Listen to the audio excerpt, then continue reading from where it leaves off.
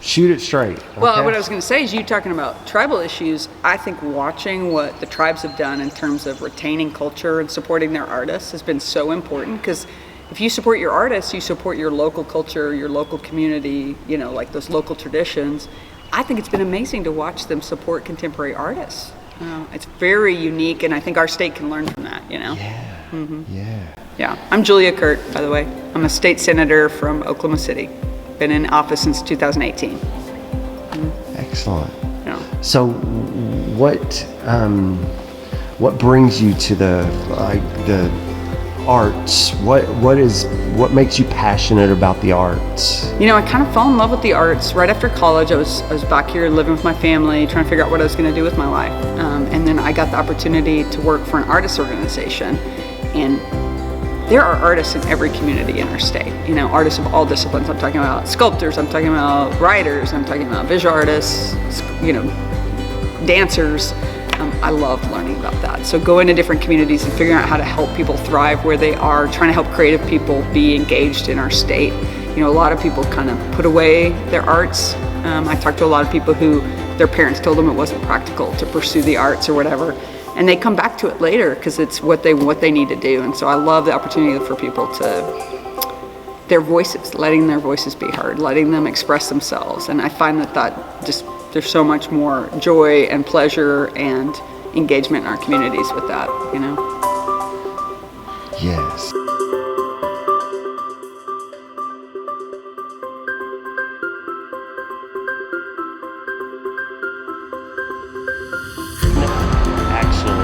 Hi, I'm Rob Ward from the Oklahoma Arts Institute.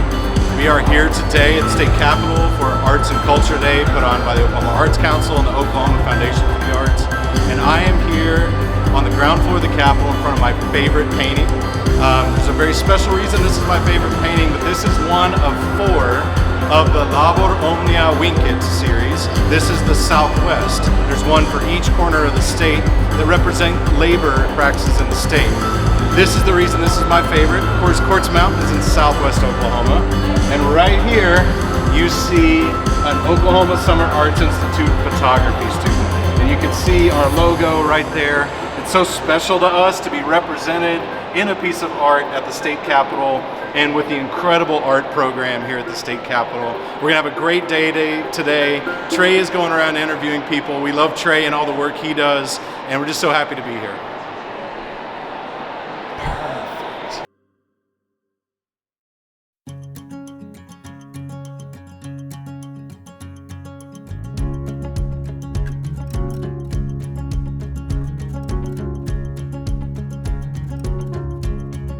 Okay. I can edit it all. Okay. So go ahead. My name is Kim Cook Thompson, and I am the chairman of the Oklahomans for the Arts Board. Okay. And what is the purpose in having this day of legislators? So Oklahomans for the Arts is the only advocacy group in the state of Oklahoma that has a lobbyist that lobbies specifically for public funding for the arts and arts and education.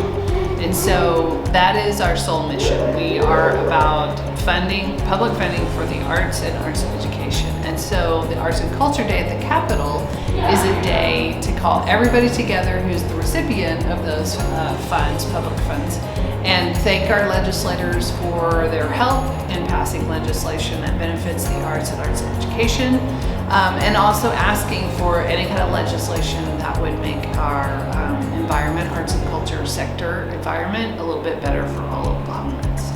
So that's really the whole point of the day, is to come out and talk about the arts and talk about the impact, the economic impact and cultural impact that the arts have on Oklahoma, and let our legislators know that they need to continue their efforts towards public funding for the arts and arts education. Okay. I didn't start it. Okay. Now, who are you and what do you represent? My name is Jerry Albert. I represent Senate District 14, all of Carter, all of Johnston, all of Marshall, a sliver of Murray, and all of Cole counties on the sunny side of the Arbuckles. Oh, wow. Okay. And that's a long ways, isn't it? It is a long ways, yeah, and it's a pretty good, wide district, but people that I enjoy and people that are very easy to work with. And what did you start as in the, don't you have a cattle business or something? So prior to this, I was a county commissioner for 2 terms. But prior to that, in our real life, if you will, we were independent business owners, probably since the age of 19 or 20. Most of those were trucking and heavy equipment.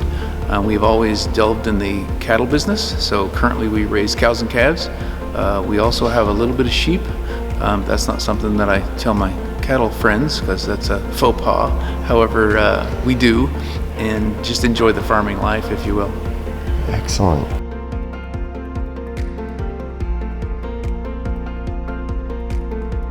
So, if you'd show us where your desk is. My desk is right over here. Being a freshman, we draw straws and we pick what's left over, if you will. I think I did well. This is a good spot. The only downside to this spot is the cameras are rotating cameras, and whenever a microphone comes on, that camera will go to you. And so I have to be careful because I'm in the camera shop more often than I'm comfortable being. And so are there any arts bills in the Senate right now that? Currently, I do not know of any. A lot of those will go into committees that are different than the committees I sat on. I sat on General Government Committee, the Ag and Rural Affairs Committee, and the Administrative Rules. So those would not generally fall under my committee purviews, so I am not familiar with any that are on the floor currently. Oh, so you don't vote on stuff that's not in your committees? We will once it hits the floor, but once it comes to our committees, that's when we really delve into them. So a majority of them we're pretty familiar with before they hit the floor, especially the ones that have gone through the committees that we deal with. Okay. Right now we are dealing with House bills that have come from the other side to here. So yet again, each evening I will get an agenda for the following day. So I will spend most of my evening and a lot of my early mornings going over the bills and either refamiliarizing myself or getting familiar with them. And thanks to folks just like yourself, I get to make a phone call and say, hey, help me with this, and what does this, how is this really going to affect you? What is the cause and the effect before and after this bill? Because a lot of times I need to reach out to those experts in those fields. Okay.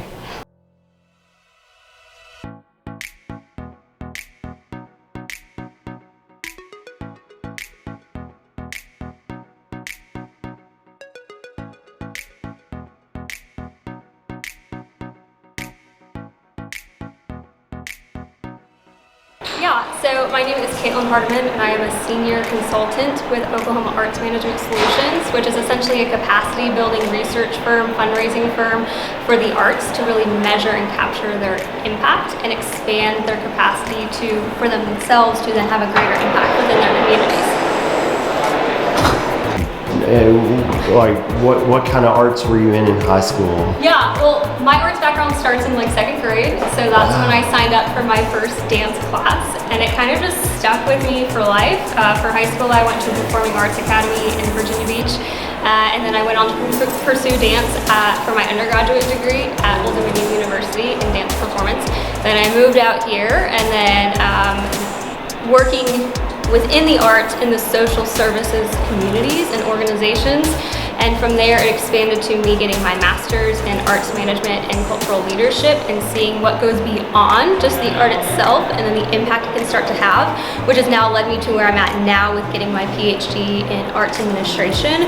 So really I'm looking at how can the arts be civically engaged to identify and meet the needs of their service communities and use the arts as a vehicle for change to get there. Show us some dance moves. Go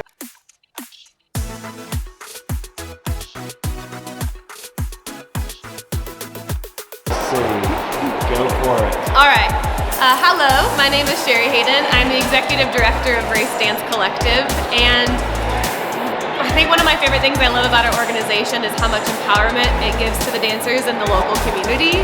We are responsible for Grace's Hip Hop Nutcracker, which is a show that we partner with Oklahoma City Public Schools, and we feature around 100 different artists in that show. And one of the most recent initiatives we've done with that show is premiere it in Spanish. So we offer it for our Spanish-speaking kiddos and our English-speaking kiddos, and the community has really welcomed that with open arms. And a lot of the feedback that we get from that show and all of our other shows is the amount of representation that they see on our stage, and a lot of people walk away feeling like they were seen on that stage. And I just really think that the arts is super important for community empowerment and artist empowerment, and letting it be that voice for all of us just to connect to.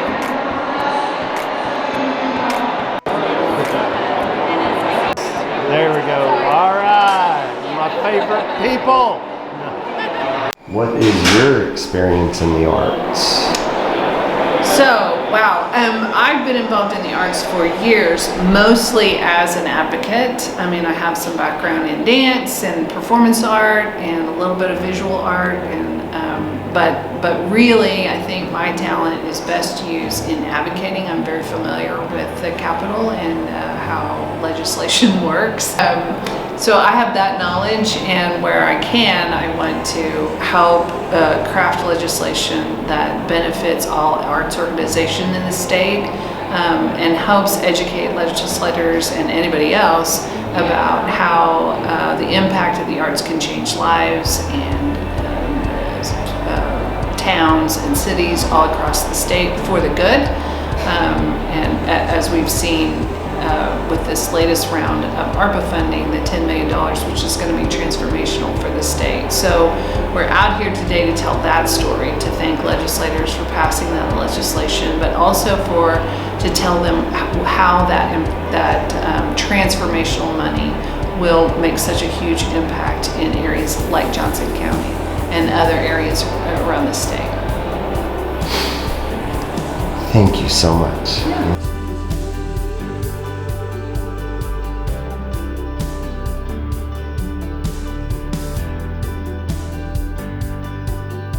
And what's your background in? Sure. So I thought I was going to work in film. I'd gotten to do some internships in film in college, and so like I worked on a movie, I worked on a couple of TV shows, and I thought that I was going to do, and then got kind of disillusioned with it at the last minute. So that's why I came back to Oklahoma to live with my family. I'd gone away to school, and then I worked at the Oklahoma City Museum of Art. I got to hang exhibits, and then I ran the Oklahoma Visual Arts Coalition, which is a statewide visual artists organization. I ran that for 15 years. And then I ran Oklahomans for the Arts, which is the arts advocacy organization. So over time, I went from kind of working with one artist, like how can I help you in your art, to looking at the whole system, like how are we supporting creativity? How are we supporting arts education? How are we supporting small businesses? You know, I found a lot of people who were scared to go out on their own because they needed health insurance, or they didn't know how to handle their business aspect of their life. So I really fell in love with it that way. And then now I see the connection to my being in the state legislature, because it's about giving people a voice, you know. I got to have, I was, so I worked in arts nonprofits before I came into the legislature. Officially, the state legislature in Oklahoma is part-time. We only meet from February to May. Now, if you want to do a good job, you're working year-round, you're working with your district, you're working on legislation, you're trying to do a better job of knowing the community and writing laws and stuff. But you also don't get paid a full-time salary. And so I'd been doing some contract work over the years in the arts, and this summer I got asked to be the interim executive director for the Oklahoma Children's Theater. They were between directors and had their longtime founder retire and really needed some stability there. And so I got to go, and I spent about 6 months as interim director. It was intense, because running a nonprofit organization, especially one that serves kids, it's full speed all the time. But it was really lovely to be in the middle of that again, and to be with all those creative people trying to make things happen for kids. You know, I love watching kids light up from the arts. Okay, and with 3278, House Bill 3278 looming, is it okay if we talk? Yeah, tell me what that is, because I can't remember the numbers. Where arts aren't required. Oh, for college, high school graduation. Arts aren't going to be required if it passes, right, as a for high school. Yeah, I'm really So- worried about that. I mean, I know why this movement has happened, where people want kids to early and earlier be able to pick career paths and go to career tech and do advanced placement and do concurrent. I understand that, but I think kids only have a few opportunities to be exposed to all things. And I think having arts education from elementary all the way up into high school is really important for them. And if kids aren't exposed to it then, when are they ever going to get that opportunity? And what I worry about is when we flatten the curriculum. So there's a real emphasis on STEM right now, which I respect, sciences and engineering and math and their importance, but you don't have computer science if you don't have arts education. You know, you've got to have interface to have those things. So I worry about separating those disciplines and not having arts ed as part of that. I'm worried especially about our small schools who might have been using an adjunct instructor or might not even have a full-time person, or when that person retires, that they might not offer those art forms. We already have a lot of kids that don't have access to the arts in their schools. So I'm worried about it. I understand why it's happened, but I think it's gonna make kids, they won't get a complete education if they don't have arts education. Hey, All right. Okay, go for it. I'm Margaret Keogh with Mid-America Arts Alliance. We work with the arts from Nebraska to Texas and know the arts are outstanding in Oklahoma. So we're just here to make sure the arts and artists thrive in communities across the state. So we know the arts are a $1 trillion sector in the United States and valued, they bring in $4 billion into the state of Oklahoma. So the arts are really booming here in the great state of Oklahoma. Excellent. Well, there's a House bill coming up, or it's been, I don't know if it's been passed or not, but it's HB 3278, I think. It's getting rid of the requirement for arts in the in high schools for graduation. But it's bringing something very important, the STEM education and stuff, but it's sort of putting to side the arts education. How do you feel about that? I mean, did the arts affect you in your life? Have you been on the floor yet? Senate floor? Do you care to? That's where we do all of our voting and our business. And You're the one with the microphone? there's microphones everywhere. So He's talking about like the big room. the big room, sure, the big room. The- I think the arts affect everybody in some degree or another. Some more so, some less so. But I think they affect everybody in one fashion or another, depending on the individual itself. As far as this bill itself goes, this is one I need to look into a little more and actually reach out to those that will be most affected by it to get a full understanding of it. Why is it here? What originated this bill? Were there problems? Were there not problems? Was this just somebody's desire? So these bills we really need to delve into. A lot of times the headlines don't tell what's actually in the details. So something we all need to take a long, hard look at. Okay. Well, all right. This is interesting, and, thrilling to be here in the Senate. Throw my bills at the window, catch a train to another town, then working.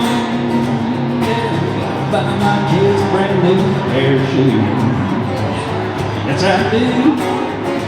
Well, my ring the beer at evening, singing the Billy's working man blues.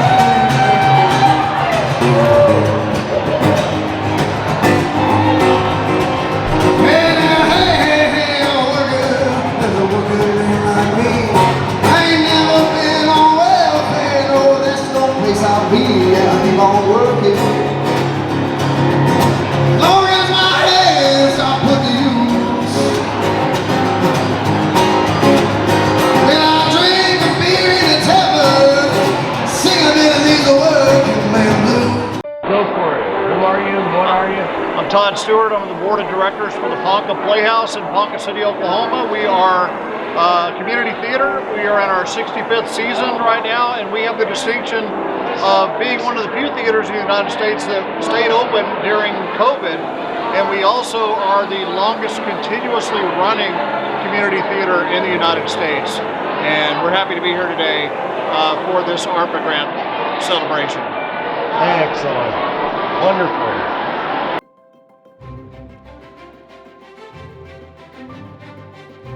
And, okay, Tawny Dawson, go for it. Hi, I'm Tawny Dosser. I'm the Executive Director of Oklahomans for the Arts. We had Arts and Culture Day here today at the Capitol, and it was fantastic. We figure between 350 to 400 people came out to share their love of the arts and to talk with their legislators and to let everyone know that the arts are an industry. It's a viable industry in our state, and we are so happy that we can share this with the legislators and everyone can understand the difference that arts makes. We have an arts education dashboard on our website that touches every single school in the state of Oklahoma. And so we have so many opportunities to give back to the arts, and this is just one of those very important things. And we believe that art is the great equalizer. It doesn't matter who you are, where you're from, how you live, the arts take care of all of us, and we are all welcome to be a part of the arts. Very good. And you're standing right next to Tayana, who was all for the arts, you know? Powerful, I mean, yes. my goodness.